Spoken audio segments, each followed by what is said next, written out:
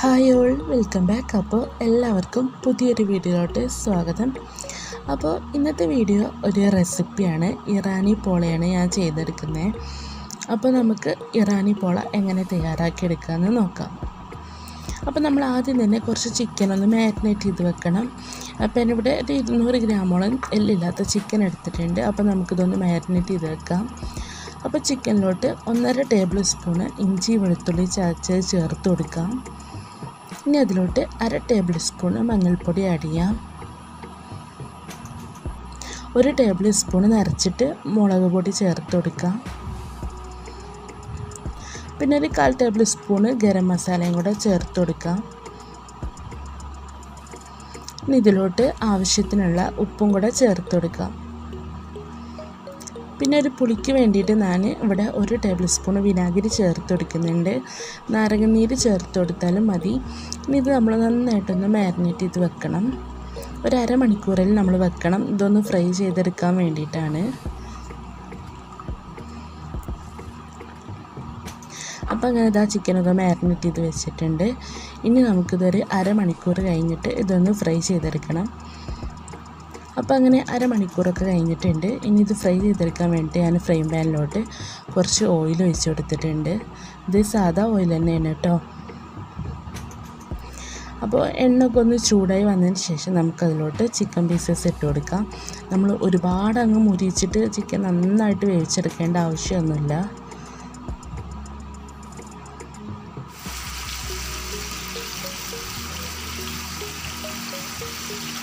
നമ്മൾ ഈ കട്ട്ലറ്റിനും സമൂസക്കൊക്കെ നമ്മൾ ചിക്കന് വേവിച്ചിട്ട് അങ്ങനെ എടുക്കലാണ്.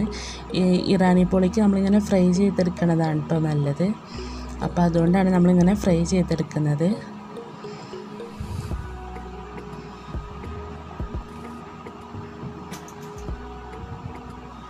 അപ്പോൾ അങ്ങനെ ഒരു സൈഡ് ആയതിനു ശേഷം മറിച്ചിട്ട് കൊടുത്തിട്ടുണ്ട്. അപ്പോൾ അങ്ങനെ ചിക്കനൊക്കെ ഏകദേശം വെന്ത് വന്നിട്ടുണ്ട്. ഇനി നമുക്കിതൊക്കെ ഒന്ന് കോരി മാറ്റാം.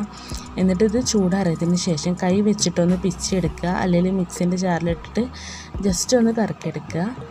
ഇനി നമുക്കിതിലോട്ടുള്ള മസാല തയ്യാറാക്കി എടുക്കണം. അപ്പോൾ ഞാൻ അതേ ഓയിലോട്ടിൽ തന്നെ 2 വലിയ സവാള നീളത്തിൽ കട്ട് ചെയ്ത് ചേർത്ത് കൊടുക്കുന്നുണ്ട്.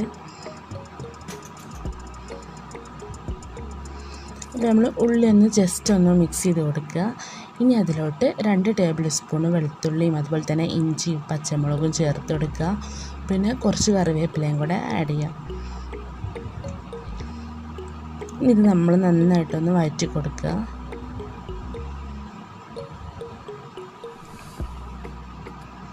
ഉള്ളി നന്നായിട്ട് വഴണ്ട് കിട്ടണം. അതാണ് ഇതിൻ്റെ ഒരു ടേസ്റ്റ് എന്ന് പറഞ്ഞാൽ. ഇനി ഇതിലോട്ട് നമുക്ക് ആവശ്യത്തിനുള്ള ഉപ്പ് ചേർത്ത് കൊടുക്കാം. ഉപ്പ് ചേർത്തിട്ട് ഒന്നും കൂടെ നന്നായിട്ടൊന്ന് വഴറ്റിയെടുക്കാം.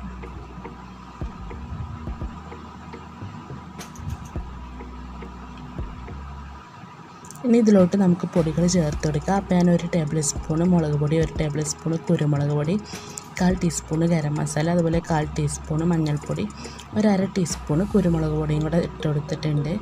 ഇനി ഇത് നമ്മൾ നന്നായിട്ട് ഇതിൻ്റെ പച്ചമണമൊക്കെ ഒന്ന് മാറുന്ന വരെ ഒന്ന് വഴറ്റി കൊടുക്കുക. അപ്പോൾ ഉള്ളി നന്നായിട്ട് വഴണ്ട് വന്നിട്ടുണ്ട്. ഇനി നമ്മളിത് ആ ചിക്കനൊന്ന് മിക്സിയിൽ ജസ്റ്റ് ഒന്ന് കറക്കിയെടുത്തേനെ അതിൽ നമ്മൾ ചിക്കൻ ഇട്ട് കൊടുക്കുക. ഇത് കുറച്ച് ഞാനിവിടെ ഒന്ന് മാറ്റി വെച്ചിട്ടുണ്ട് കേട്ടോ, ലാസ്റ്റ് ഇട്ട് കൊടുക്കാൻ വേണ്ടിയിട്ട്. അപ്പോൾ ചിക്കൻ ഇട്ടിട്ട് ഒന്ന് ഇളക്കി കൊടുക്കുക.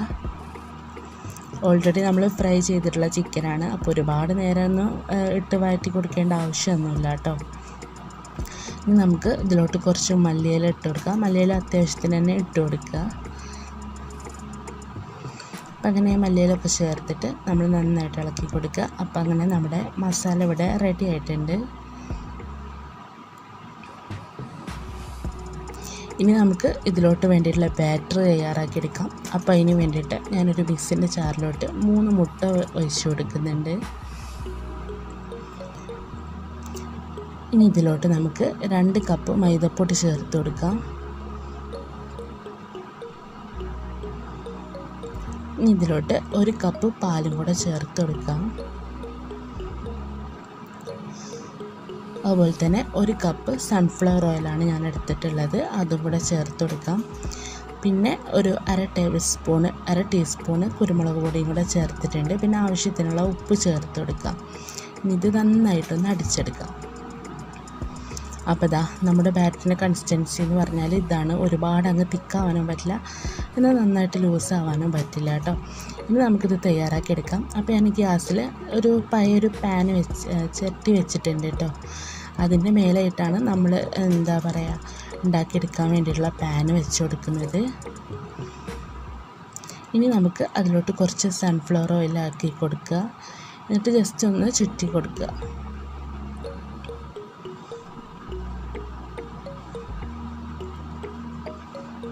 നമ്മൾ പെട്ടെന്ന് കരിഞ്ഞു പോകാതിരിക്കാൻ വേണ്ടിയിട്ടാണ് അടിയിൽ അങ്ങനൊരു പഴയൊരു പാൻ വെച്ചിട്ടുള്ളത്.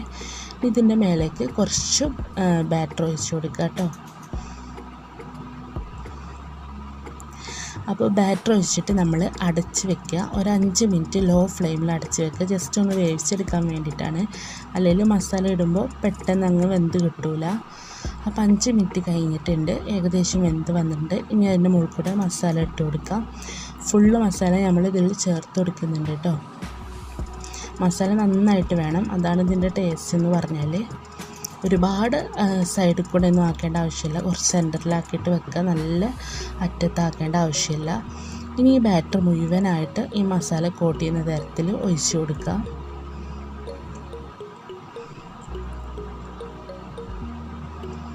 അപ്പോൾ നമ്മളങ്ങനെ ഒഴിച്ച് കൊടുത്തിട്ടുണ്ട്. ഇനി ഇതിൻ്റെ മേൽ കൂടെ ഞാൻ കുറച്ച് ക്യാപ്സിക്കം ഒന്ന് കട്ട് ചെയ്ത് ചേർത്ത് കൊടുത്തിട്ടുണ്ട്. പിന്നെ നമ്മൾ നേരത്തെ മാറ്റി വെച്ചിട്ടുള്ള കുറച്ച് ചിക്കൻ ഉണ്ടല്ലോ, അതും കൂടെ ഇട്ട് കൊടുക്കാം. കുറച്ച് മലയിലയും കൂടെ ചേർത്ത് കൊടുക്കാം.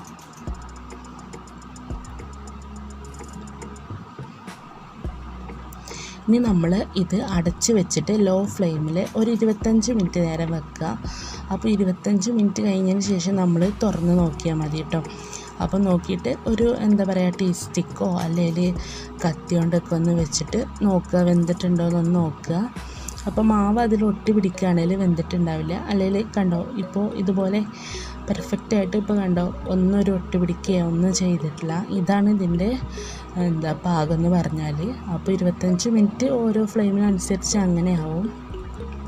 അപ്പോൾ അങ്ങനെ 25 മിനിറ്റ് കഴിഞ്ഞിട്ടുണ്ട്.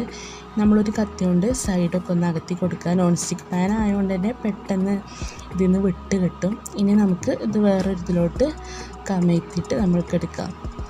അപ്പോൾ ഇനി ഇതിൻ്റെ അടിഭാഗം ഞാൻ ജസ്റ്റ് ഒന്ന് ഫ്രൈ ചെയ്തെടുക്കുന്നുണ്ട്. അപ്പോൾ ഒരു പാനിലോട്ട് കുറച്ച് ഓയിൽ ഒഴിച്ച് കൊടുത്തിട്ടുണ്ട്. അതിൻ്റെ മേൽക്കായിട്ട് ഇതിട്ട് കൊടുക്കാം. ഇനി ഒരു ലോ ഫ്ലെയിമിൽ 2-3 മിനിറ്റ് വെച്ചാൽ മതി. അപ്പോൾ അങ്ങനെ അതുമായിട്ടുണ്ട്. ഇനി ചട്ടി ഇതുപോലെ ഒന്ന് ഒരു പാത്രത്തിലോട്ട് തിരിച്ചിടുക. അപ്പോൾ ഇത്രയേ ഉള്ളൂ, നമ്മുടെ ഇറാനി പോള ഇവിടെ റെഡി ആയിട്ടുണ്ട്. അപ്പോൾ ഇതാ എല്ലാവരും ഇത് ട്രൈ ചെയ്ത് നോക്കുക, നല്ല ടേസ്റ്റാണ്. അപ്പോൾ എൻ്റെ ചാനൽ എല്ലാവരും സബ്സ്ക്രൈബ് ചെയ്യുക, സപ്പോർട്ട് ചെയ്യുക, പിന്നെ എന്താ പറയുക ഷെയർ ചെയ്യുക. Thank you.